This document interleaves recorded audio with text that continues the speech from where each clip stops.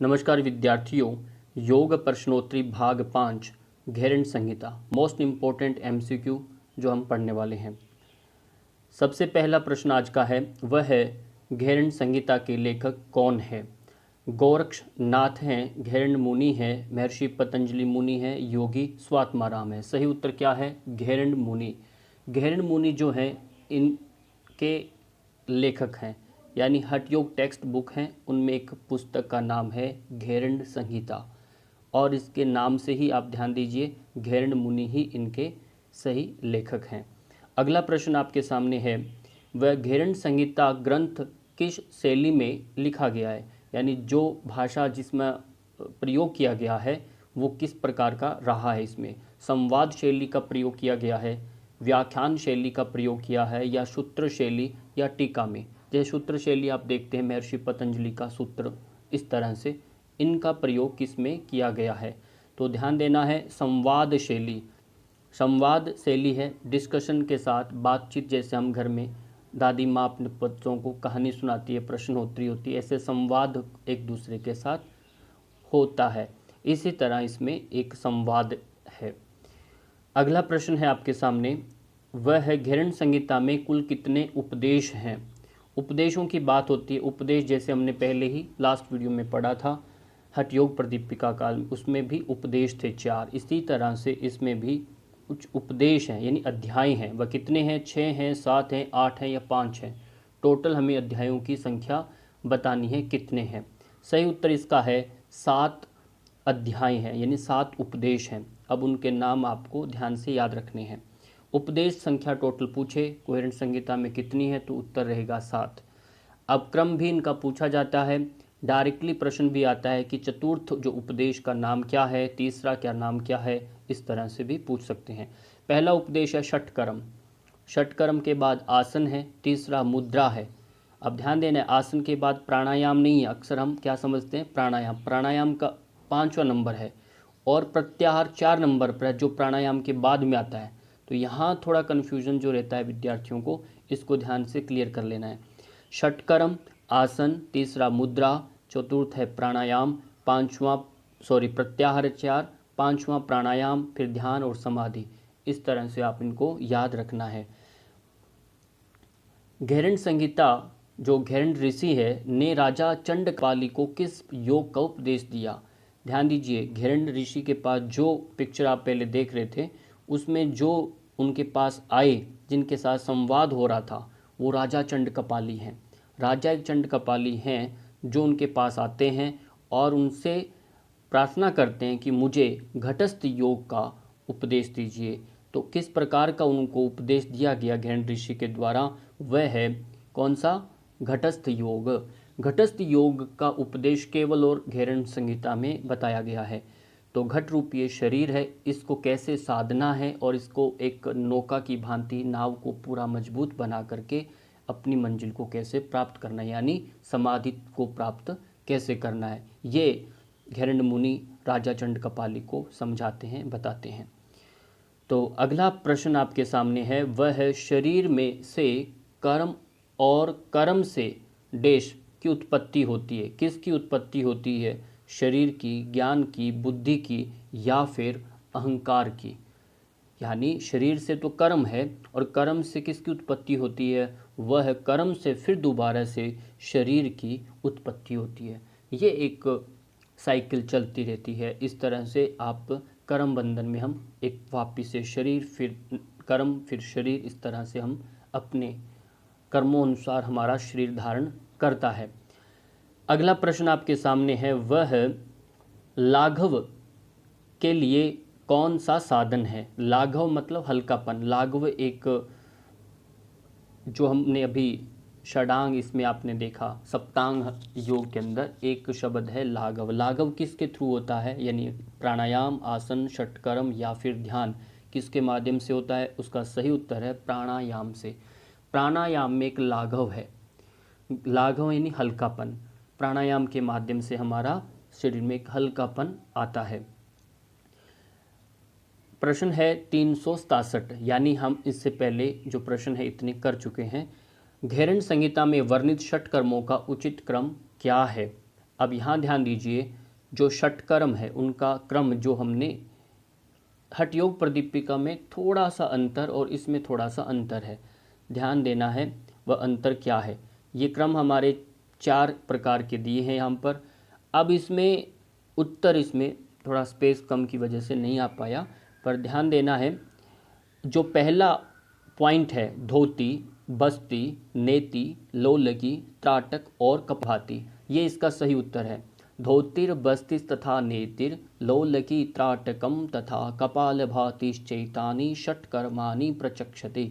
इस तरह से घेरण मुनि ने षटकर्मों के बारे में कहा। तो पहला उत्तर ध्यान दीजिए, ये इसका सही उत्तर है, पहला पॉइंट वाला। नेक्स्ट प्रश्न है अंतर्धोती के कुल कितने भेद हैं। जो अभी हमने पढ़ा धोतिर बस्ती है ना, धोती पहला क्रम है षटक्रम का, उसमें धोती के कितने भेद अंतर्धोती के। धोती टोटल 4 प्रकार की होती है, पर अंतर्धोती भी उसमें से एक है। तो उसके भेद यहाँ पर बताए गए हैं। अंतर्धोती के कितने भेद, 6 हैं, 5 हैं, 4 हैं या 3 हैं। सही उत्तर है 4 भेद होते हैं अंतर्धोती के। और इसको आप याद रखिए, अंतर्धोती के 4 भेद हैं, वातसार, वारिसार और वहनिसार और बहिष्कृत। बहिष्कृत, इस तरह से 4 धोतियां हैं। और अंतर्धोतिर, दंत धोतिर, हृद धोतिर, मूल शोधनम, यानी ये 4 प्रकार की धोतियां होती हैं। कोई पूछे डायरेक्ट आपसे प्रश्न धोती के प्रकार कितने, तो 4, अंतर्धोती, दंत धोती, हृद धोती और मूल शोधन। अब उन चारों में से आप सामने भी प्रश्न का उत्तर है वह है अंतर्धोती, पहला प्रकार का भी 4 भेद हैं। पहले प्रकार के भी कितने भेद, 4 भेद। इस तरह से आपका प्रश्न पूरा स्पष्ट होना चाहिए, और कई प्रश्न इन प्रश्नों से भी आ जाते हैं, तो ध्यान से आपने इनको समझना है। अगला प्रश्न है घेरंड संहिता के अनुसार दोनों होठों को कौवे की चोंच के समान किस क्रिया में किया जाता है। अब होठों को कौवे की चोंच की भांति बनाना है, किस में बनता है, वातसार, वारिसार, बहिष्कृत और या फिर इन तीनों में। अभी हमने पढ़ा वातसार, वारिसार और बहिष्कृत, ये अंतर्धोती के प्रकार हैं, और इनमें से एक क्रिया है जिसका नाम है वातसार। वात का मतलब होता है वायु, वायु को आपने खींचना, सार का अर्थ होता है तत्व, वात तत्व यानी वायु तत्व जो है उसको आप ग्रहण करते हैं, वारी का अर्थ होता है जल। तो इस तरह से अब इसमें आपने ध्यान से देखना है, ये कौवा जो आपको सामने दिखाई दे रहा है, तो इसकी तरह आपने चोंच बनाते हैं। देखो मुख की चोंच ऐसे गोल रोल करना, और इसको श्वास भरते हुए आपने ये श्वास लेते हैं इसमें घेरंड संहिता में। तो इसमें श्वास लेते लेते पूरा पेट भरते हैं और फिर उसको निकालने का एक प्रोसेस है। तो ये है वातसार धोती का एक प्रकार, अंतर्धोती का। अगला प्रश्न आपके सामने है दंत धोती के कितने भेद हैं। हमने पढ़ा अंतर्धोतिर दंत धोती, दंत धोती यानी धोती का दूसरा प्रकार है, उसमें भी पूछे रहे हैं कि दंत धोती के भेद कितने हैं। जैसे अभी अंत धोती के हमने 4 भेद पढ़े, उसी तरह दंत धोती के भी कितने भेद हैं, 5 भेद है। यहाँ कंफ्यूज नहीं होना, यहाँ कितने भेद हैं, 5। पांचों के आप ध्यान से नाम याद रखिए। दंत धोती के भेद संख्या पूछे तो 5, और प्रकारों के नाम पूछे जाएं, और कई बार इसमें मैचिंग भी आती है। दंत मूल धोती, जिह्वा मूल धोती, कर्ण मूल, कर्ण मतलब कान को साफ करना, धोती मीन धोना, कान की सफाई दाएं कान की भी, और कर्ण मूल बायां कान। इस तरह से कर्ण को 2 भागों में लिया गया है, 2 अर्थ में, 2 गिनती लेना है यहाँ पर। कपाल रंध्र, इस तरह से 5 प्रकार की ये दंत धोती कहलाती है। नहीं तो अक्सर हम 4 लिख देते हैं, तो ये कंफ्यूज नहीं होना, 2 कान की संख्या काउंट करनी है आपने। अगला प्रश्न है घेरंड संहिता के अनुसार मार्जन और दोहन, मार्जन सफाई करना, दोहन जो है किससे किया जाता है। ये आपको ध्यान देना है, मक्खन से, तेल से, घी से या फिर शहद से। आपको पहले हमने पढ़ा था कि जब ये प्रकार करते हैं खेचरी मुद्रा के दौरान या जिह्वा को सफाई करते हैं उस दौरान, तो हमने एक मार्जन किया जाता है। तो उसमें मक्खन से, तेल से, घी से, शहद से, तो सही उत्तर इसका है मक्खन से। मक्खन से आपको मार्जन करना है। अगला प्रश्न है, घेरन संहिता के अनुसार बस्ती कर्म के कितने प्रकार होता है? बस्ती कर्म, बस्ती बड़ी आंत की सफाई, बस्ती का मतलब बड़ी आंत की जो सफाई है, तो 2, 4, 3 या फिर 1, इनमें से आपको सही उत्तर बताना है। बस्ती कितने प्रकार की होती है? बस्ती 2 प्रकार की होती है, इसको आप ध्यान से रखिए। बस्ती टाइप्स पूछे तो 2, और जल बस्ती, स्थल बस्ती। जल बस्ती पानी में होता है, जिसमें उत्कटासन विशेष रूप से उसमें करके अभ्यास ये किया जाता है, और स्थल बस्ती पश्चिम उत्तान आसन का इसमें उपयोग होता है। तो ये दोनों आसनों का भी विशेष ध्यान रखिए, बड़ी आंत से संबंधित है, और जल बस्ती यानी और स्थल बस्ती। तो अगला प्रश्न आपके सामने, नेति क्रिया में प्रयुक्त सूत्र की लंबाई कितनी होती है? यह आपको ध्यान रखना है। होता है 6 इंच है, या वितस्ती का एक मान होता है, वितस्ती यानी 12 अंगुल की लंबाई, या फिर 8 अंगुल, कितना मान बताया गया है, तो वो सही है इसका उत्तर। वितस्ती का मतलब 12 अंगुल। यदि आप अंगुलियों को एक लाइन में एक जोड़ेंगे और फिर उसके बाद ऐसे 3 बार, तो आप जितनी लंबाई बनती है, तो वो ये सूत्र नेति जो दिखाई दे रही है, धागा जो सूत का धागा जो पहले चरखे से बना करके धागा बनाया जाता, उसको एक बना करके किया जाता था। अब एक बिल्कुल प्रैक्टिकल यानी थोड़ा एक रबड़ नेति के नाम से भी चलता है, रबड़ नेति, उसमें भी 6-8 इंच का रबड़ नेति उपयोग की जाती है।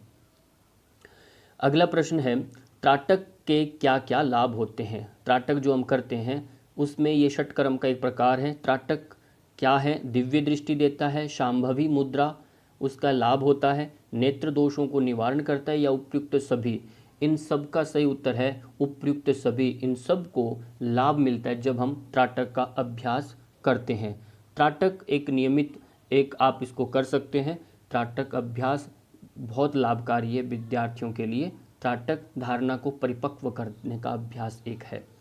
अगला प्रश्न, घेरन संहिता के अनुसार 84 आसनों में से कितने आसन अति विशिष्ट और अधिक उपयोगी माने गए हैं? अभी टोटल कितने? 84। उनमें से कुछ विशिष्ट आसन माने गए हैं। संख्या आपके सामने है 32, 15, 25 या फिर 4 टोटल। कितने विशेष हैं? तो सही उत्तर इसका है 32 आसनों को विशेष माना गया है। वीडियो यदि आपको अच्छा लगे, कुछ भी इसमें कुछ डाउट लगे, तो क्लियर आप उसमें मैसेज के थ्रू पूछ सकते हैं, नहीं तो इसको आप समझना है। आपका ओपिनियन, आपका सुझाव बिल्कुल अपेक्षित आपका आना चाहिए। अगला प्रश्न है, घेरन संहिता के अनुसार पद्मासन में दृष्टि कैसी रखनी चाहिए? जब हम पद्मासन लगाते हैं तो कैसी दृष्टि होनी चाहिए?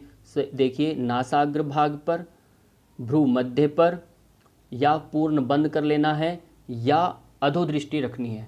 आप चाहें तो हाथों हाथ इसको देख करके कमेंट कर सकते हैं आप अपना सही उत्तर भी। सही उत्तर है इसका नासाग्र भाग पर आपको दृष्टि बना करके रखनी है।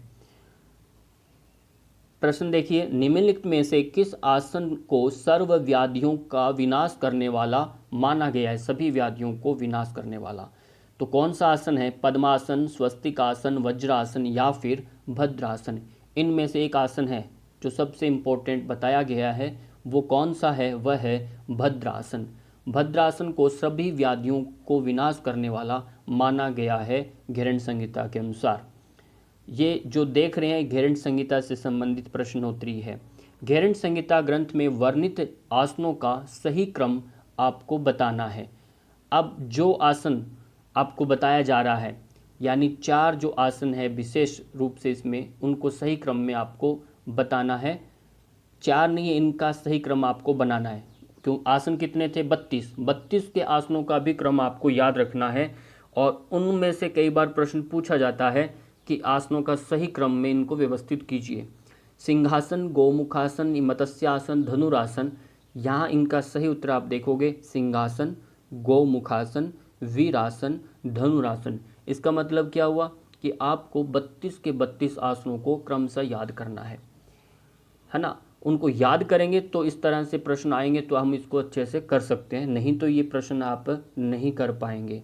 बहुत सिंपल है, आसनों को क्रम में बांधिए, बैठने वाले आसन कौन से हैं? पहले सबसे पहले उसमें मेडिटेटिव आसन आते हैं, ध्यानात्मक आसन है। खड़ने बैठने लेटने वाले आसनों को विभाजित करिए और उन्हीं को क्रम में आप लगा करके आसनों को सरलता से याद कर सकते हैं। अगला प्रश्न है, घेरन संहिता में वर्णित इनमें से प्रथम मुद्रा कौन सी है? पहली मुद्रा बतानी है, महामुद्रा, नभो मुद्रा, तड़ागी मुद्रा या फिर खेचरी मुद्रा। पहली मुद्रा, क्योंकि घेरन संहिता में 25 प्रकार की मुद्राएं बताई गई हैं। 25 मुद्राएं, 25 मुद्राओं में 4 आपके बंद हैं, 6 आपकी धारणाएं हैं, 9 और बाकी बचे कितने? 16 मुद्राएं बताई गई हैं टोटल। इस तरह से टोटल बनता है 25 मुद्राओं पर ध्यान आपने करना है जब भी संख्या पूछी जाए तो। और हठ योग प्रदीपिका में हमने मुद्राएं पढ़ी थी 10, है ना। तो यहाँ ध्यान देना है, सबसे जो पहली मुद्रा है वह है महामुद्रा, इसको भी याद रखना है। पहली मुद्रा का नाम महामुद्रा। प्रश्न है, महामुद्रा में दृष्टि कैसी होनी चाहिए? जब हम महामुद्रा लगाते हैं तो हमारी आंखों की स्थिति कैसी होती है? नासा अग्र, नाक को अग्र भाग को देखना, या सम दृष्टि रखते हैं, सामने सामान्य में रखते हैं, या आंखों के मध्य में भी भ्रू मध्य में दृष्टि रखते हैं, या अर्ध उन्मिलित, आधा बंद आधा खुला, इस तरह से दृष्टि रखते हैं क्या? तो आप सही देखेंगे उत्तर, तो सही उत्तर है भ्रू मध्य दृष्टि। दोनों आईब्रो आज्ञा चक्कर के मध्य भाग को, यहाँ स्थिति आप देख रहे होंगे, इस तरह से बीचों बीच आप नाक के सेंटर में, यहाँ ऊपर आंखों के बीच में देखने की कोशिश करते हैं, उसको हम कहते हैं, ये महामुद्रा के काल में आप लगाते हैं ऐसी दृष्टि का। अगला प्रश्न है, घेरन संहिता के अनुसार मृत्यु की क्षयकारिणी मुद्रा किसे कहा गया है? मृत्यु को नष्ट करने वाली मुद्रा कौन सी है? मूल बंद, जालंध्र बंद या फिर उड्डयन बंद? इनमें से आपको बताना है। जो मृत्यु को भी हर ले, हमने पढ़ा था मृत्यु को कौन हरता है? हाथी रूपी मृत्यु, हाथी रूपी जो है उस तरह का मृत्यु को भी सिंह के समान जो हर लेने वाली जो बंद है, वो मुद्रा है, वह कौन सी मुद्रा बताई है? उड्डयन बंद मुद्रा, क्योंकि उड्डयन बंद को भी मुद्रा में काउंट किया, यहाँ पर मुद्रा है ये, और उड्डयन बंद मुद्रा जो है ये क्षयकारिणी मुद्रा कहलाती है। प्रश्न है, घेरन संहिता अनुसार मरुत सिद्धि, मरुत यानी वायु, वायु की सिद्ध करने का संबंध किस बंद से है? वायु को भी जीत लेना, मूल बंद, जालंध्र बंद या फिर उड्डयन बंद या फिर महाबंद, वह कौन सा है जो आपकी मरुत सिद्धि का संबंध बंद से रखता है? इसका सही उत्तर है मूल बंद। मूल बंद एक ऐसा बंद है जिससे आप विजयी होते हैं तो आप अपनी मरुत सिद्धि का संबंध है इसका, तो ये आपको ध्यान रखना है। और तालु के मूल में किसका वास होता है? जो हार्ड प्लेट, जो बिल्कुल आपका तालव्य होता है, उसमें किसका वास माना गया है? चंद्रमा का, सूर्य का, इंद्र का या फिर अग्नि का? किसका वास मानते हैं? तो है चंद्रमा। चंद्रमा का वास माना गया है, क्योंकि ये बिल्कुल यहाँ अमृत जो चंद्र, ऊपर चंद्रमा का वास माना गया है, और मूलाधार में नाभि से नीचे मूला सूर्य का निवास माना जाता है। तो ये ध्यान रखना है, चंद्रमा कपाल बिल्कुल बीचों बीच चंद्रमा का वास माना गया है, अमृत यहाँ से क्षरण होता है। अगला प्रश्न है आपके सामने, घेरन संहिता में कुल कितनी धारणाओं का वर्णन मिलता है? धारणाएं जो होती हैं, धारणाएं कितनी हैं तो वो आपको बताना है। टोटल धारणाएं इसमें बताई गई हैं, 5 प्रकार की धारणाएं हैं, ध्यान से देखिए। धारणा पूछे संख्या 5, जिसमें आकाश धारणा है, वायु धारणा है, अग्नि, जल, पृथ्वी, इस तरह से 5 प्रकार की धारणाएं बताई गई हैं। जल तत्व का बीज अक्षर क्या है? जल तत्व जो है उसका बीज अक्षर इनमें से बताना, लम, वम, रम और हम। इनमें से जल तत्व का बीज अक्षर क्या है? वह वम। वम ध्यान देना है, व से वारी, वारी मतलब जल, व से वारी, वारी मतलब जल। जो जल का तत्व का बीज अक्षर बना वम, तो ये बहुत आपको अच्छे से याद रखना है, वम का मतलब जल तत्व से ये संबंधित बीज अक्षर है। अग्नि तत्व का देवता कौन है? इस तरह से मैंने एक एग्जाम्पल बताया, यहाँ पर आपको हर एक का बीज मंत्र आपको याद रखना है। हर तत्व का अपना एक देवता है, उसको भी याद रखना है। अग्नि तत्व का जो देवता है वह है दुर्गा है, क्या शिव है, नारायण है या रुद्र है? इनमें से सही उत्तर अग्नि। अग्नि देवता तत्व का जो देवता है वह है रुद्र देवता। रुद्र देवता अग्नि तत्व का देवता है। अगला, वायु तत्व का गुण कौन सा है? अब देखो, गुण का एक प्रश्न मैंने आपको दिखाया है, पर आपको ये सब अपने से जो मेहनत करना चाहते हैं पढ़ सकते हैं, तो उनको इस तरह से प्रश्न उत्तरी अपनी रेडी कर सकते हैं। और भी वायु तत्व का गुण जो है रजोगुण है, सतोगुण है या तमोगुण है या फिर कोई नहीं है।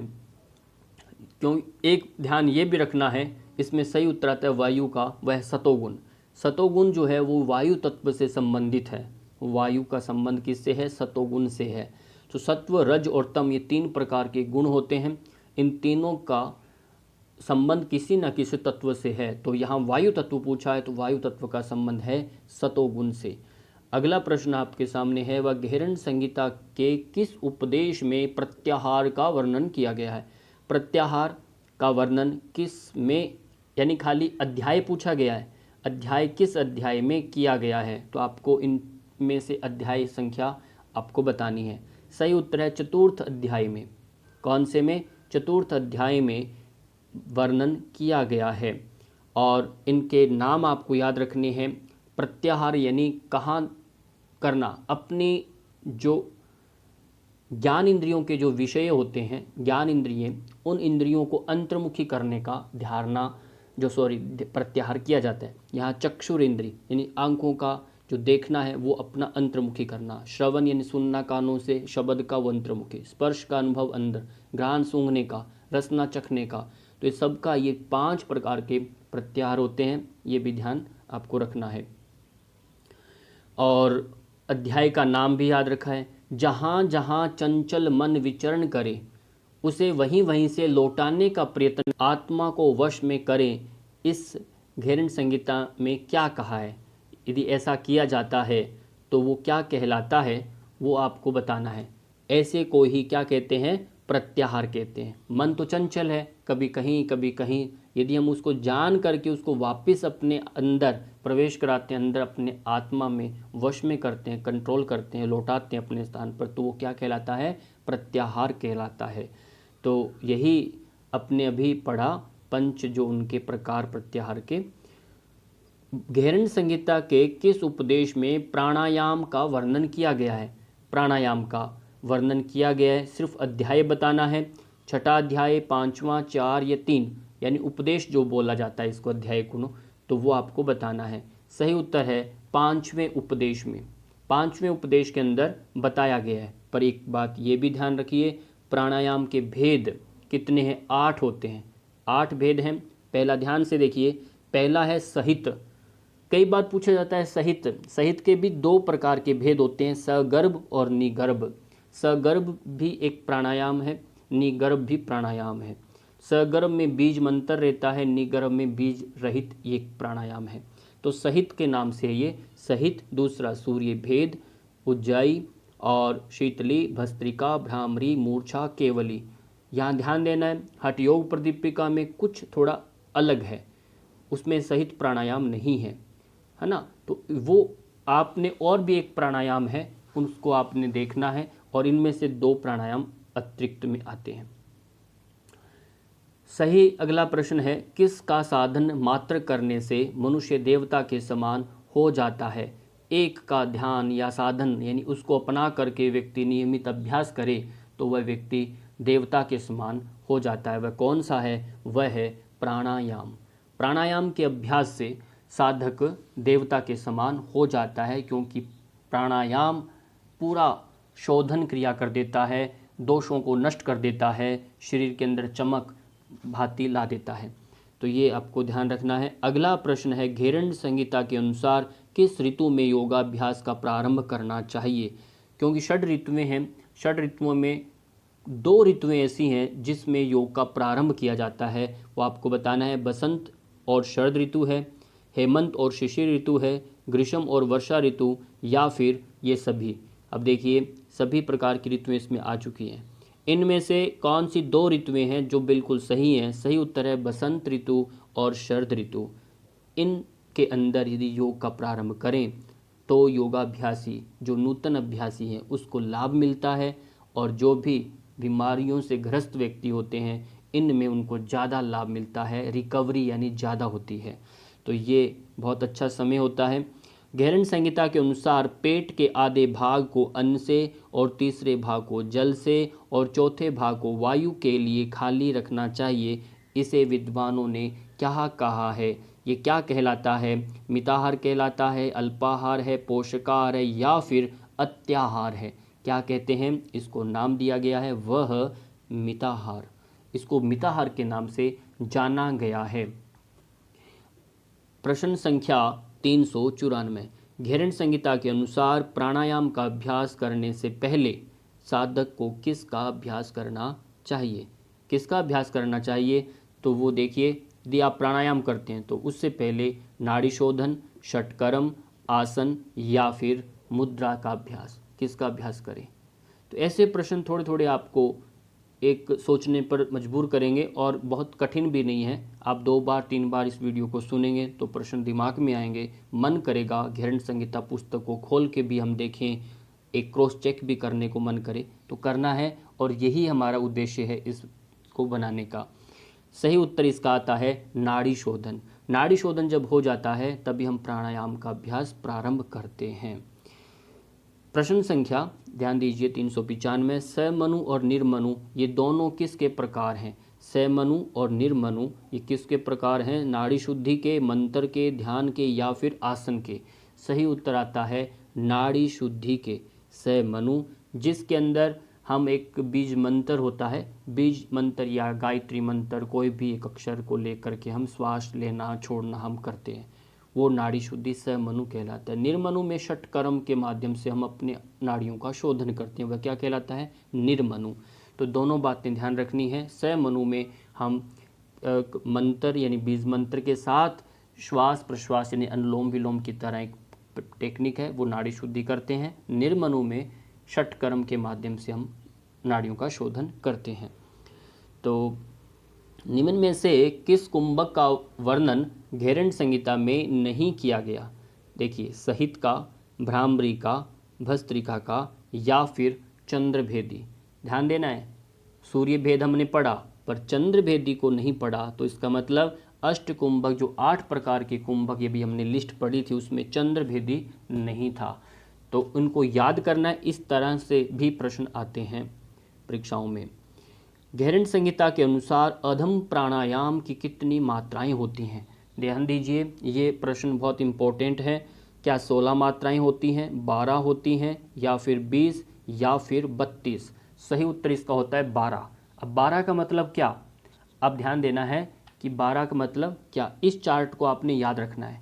प्राणायाम मात्रा के भेद से बांटा गया है, क्योंकि मात्रा मीन्स आपका एक स्टेबिलिटी, आप उसमें स्थिरता कितनी है, समयबद्धता। आप जब प्राणायाम करते हैं तो उसमें एक अवस्थाएं बना दी हैं, 3 अवस्थाएं, उत्तम, मध्यम, अधम। उत्तम अवस्था वो है जिसमें एक रेशो है कि 20 में तो आपने पूरक लेना, यानी श्वास लेना है 20 आपको मात्राएं, जैसे हम 1-2 सेकंड्स चलती है, इस तरह से मात्रा का एक समय है। तो मात्रा यानी 20 सेकंड मानिए आप धीरे धीरे श्वास लेना, 80 तक यानी आपने होल्ड करना और 40 में एक्सेल करते हुए धीरे धीरे श्वास छोड़ते हुए आना। पूरक, कुंभक और रेचक ये प्रकार है, पूरक, कुंभक, रेचक। तो इस तरह से उत्तम में क्या आएगा? 20, 80, 40। 20 का 4 गुना 80 और फिर 2 गुना, यानी 1, 4, 2 का रेशो रहता है, 1, 4, 2। अब मध्यम में आएगा 16, 64, 32। अधम में आएगा 12, 48, 24। अभी पूछा क्या गया था? अधम प्राणायाम की कितनी मात्राएं हैं? तो इसका सही उत्तर क्या बना? 12। 12 मीन्स 12, 4 गुना 48 और 2 गुना 24। 12, 48, 24 सही उत्तर इसका। तो परीक्षाओं में इस तीनों अवस्थाओं के भी प्रश्न इस तरह से पूछे जाते हैं। उदान प्राण का मुख्य स्थान कहाँ है? उदान प्राण का कंठ में, गुदा में, सिर में या फिर नाभि में? हमारे शरीर में 5 प्रकार के महाप्राण रहते हैं, प्राण, अपान, अपान, व्यान, उदान, समान।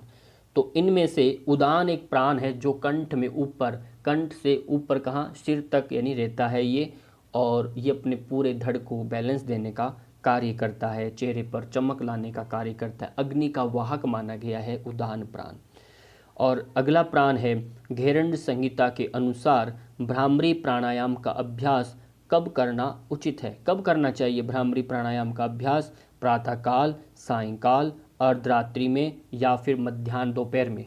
कब करें? तो सही उत्तर इसका बनता है वह अर्धरात्रि में। अर्धरात्रि में एकांत, बिल्कुल शांत पूरा एक माहौल होता है, उस समय यदि हम भ्रामरी प्राणायाम करते हैं, भ्रामरी प्राणायाम यानी अनायास अपने आप एक भ्रमर कुंजन अपने अंदर एक नाद गूंजता है, तो वो और दूसरा आप करते हैं तो एक बड़ा लाभ मिलता है।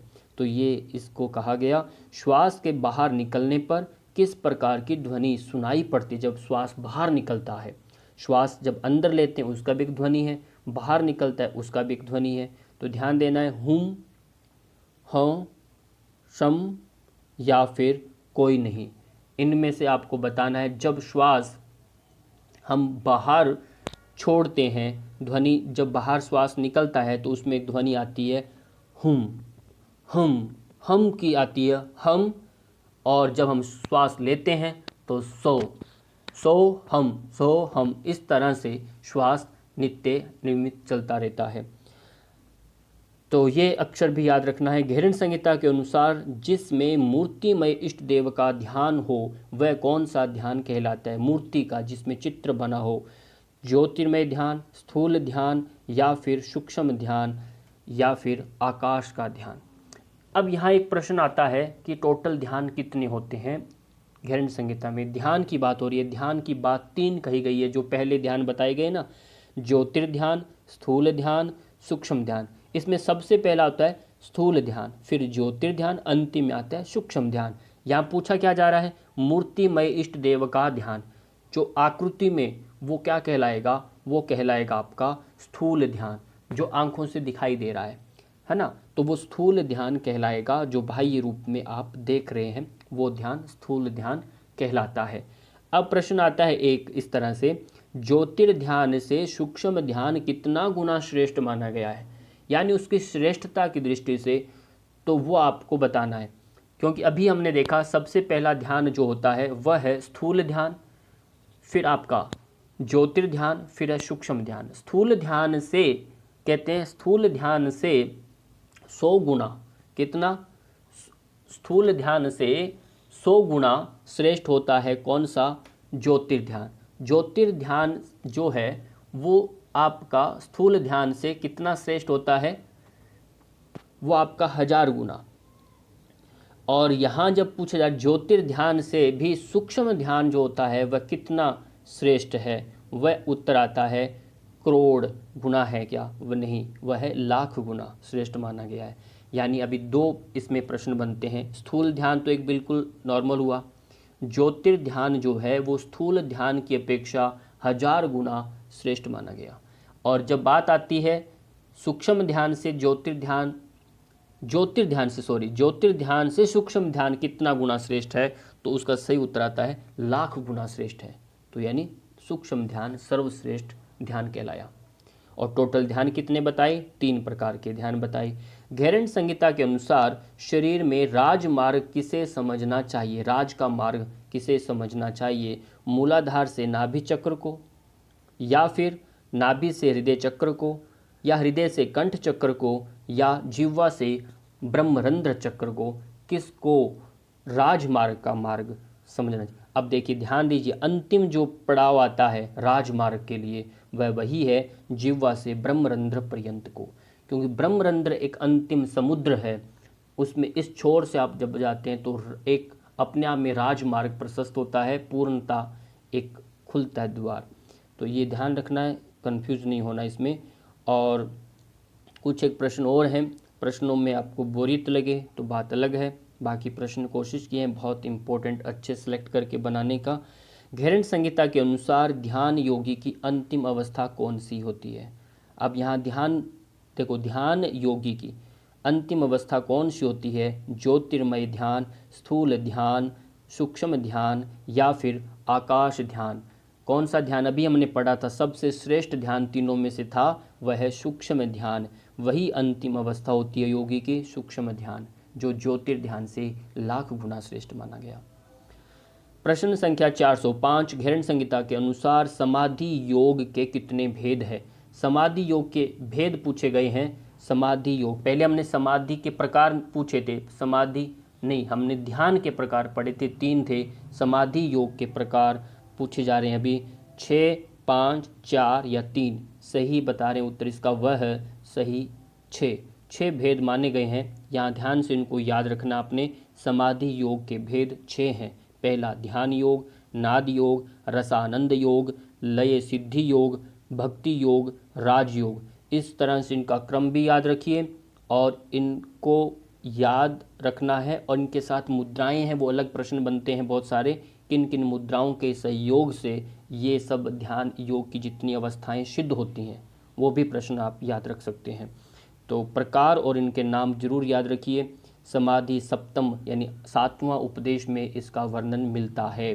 नाद योग समाधि का संबंध किस मुद्रा से है? देखो, एक प्रश्न मैंने दिखाया है, समाधि का प्रकार है नाद योग। अब यहाँ मुद्राएं सभी आपको इन 6 के योग के मुद्राएं आपको याद रखनी है। पहला आपको बता रहे हैं योनि मुद्रा, अश्विनी मुद्रा, भ्रामरी मुद्रा या फिर खेचरी मुद्रा। नाद का संबंध है खेचरी मुद्रा के साथ। खेचरी मुद्रा के सहयोग से जब हम करते हैं तो नाद योग सिद्ध होता है, बहुत जल्दी समाधि मिलती है। लय योग समाधि का संबंध किस मुद्रा से? फिर हम एक और मुद्रा बता रहे हैं, योनि मुद्रा, नभो मुद्रा, भ्रामरी मुद्रा और खेचरी मुद्रा। लय का संबंध जो है, लय योग समाधि का संबंध है वह है योनि मुद्रा के साथ। अब ये मुद्राएं कैसे लगती हैं वो देखो, आप थोड़ा सा मेहनत करेंगे तो ये सब मिलेगा। मुद्राएं भी और उनके चित्र आप देख सकते हैं, एक करक के भी देख सकते हैं। 408 नंबर पर प्रश्न, 410 हम प्रश्न पढ़ने वाले हैं, अंतिम पड़ाव में है। और घेरन संहिता के अनुसार मनोमूर्छा कितने प्रकार की मानी गई है?